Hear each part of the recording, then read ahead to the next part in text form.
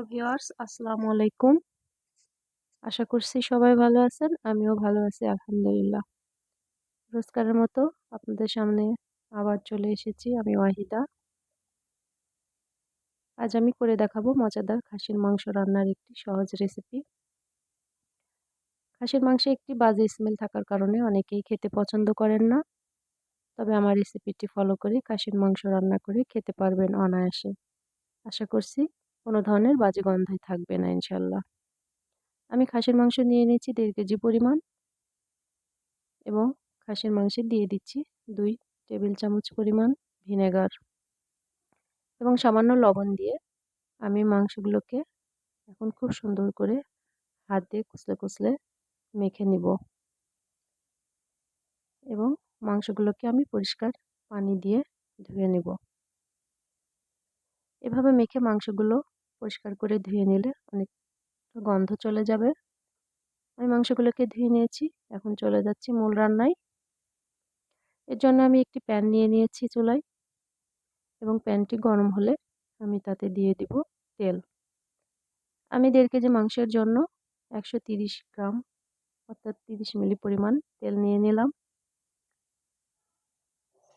এবং তেলটা কিছুটা গরম হলে আমি এতে অ্যাড করে দিব 4টা তেজপাতা, 4 টুকরা দারচিনি, 5-6টা এলাচ বড় এবং ছোট এবং 5-6টা লবঙ্গ।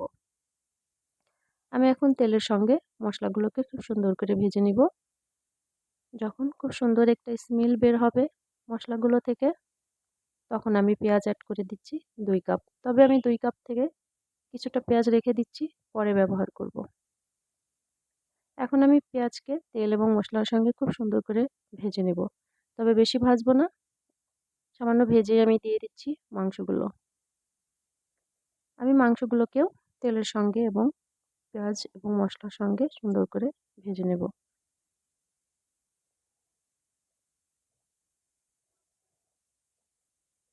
কিছুটা ভেজে নিয়ে আমি দিয়ে দিচ্ছি গুঁড়া মশলা,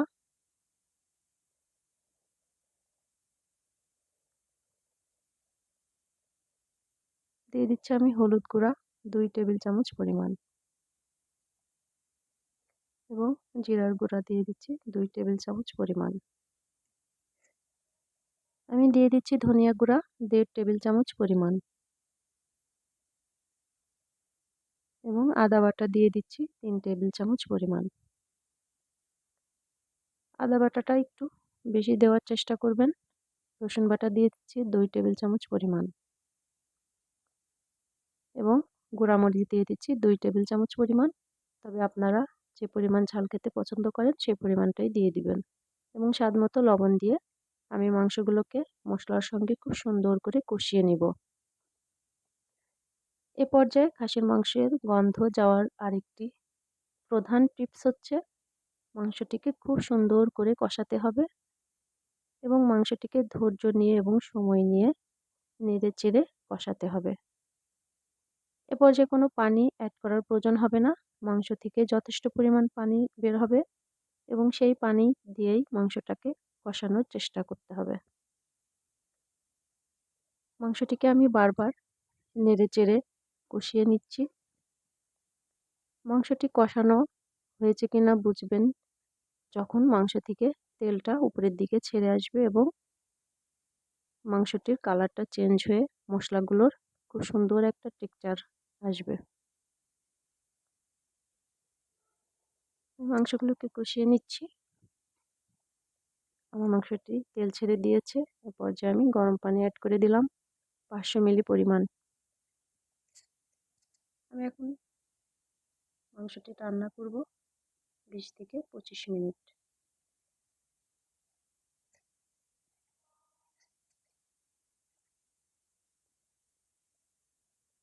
ভিউয়ার্স, এভাবে মাংসটি রান্না করলে অবশ্যই আপনারা উপকৃত হবেন।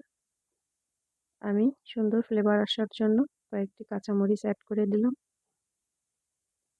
এবং আবারও ঢেকে দিয়ে আমি মাংসগুলোকে রান্না করব। অবশ্যই নেড়ে চেড়ে দিতে হবে, তা না হলে নিচের দিকটা লেগে যাওয়ার সম্ভাবনা থাকবে এবং মাংসটি আমার প্রায় রান্না শেষ। এ পর্যায়ে আমি অ্যাড করে দিচ্ছি সামান্য পেঁয়াজ বেরেস্তা এবং গরম মশলা।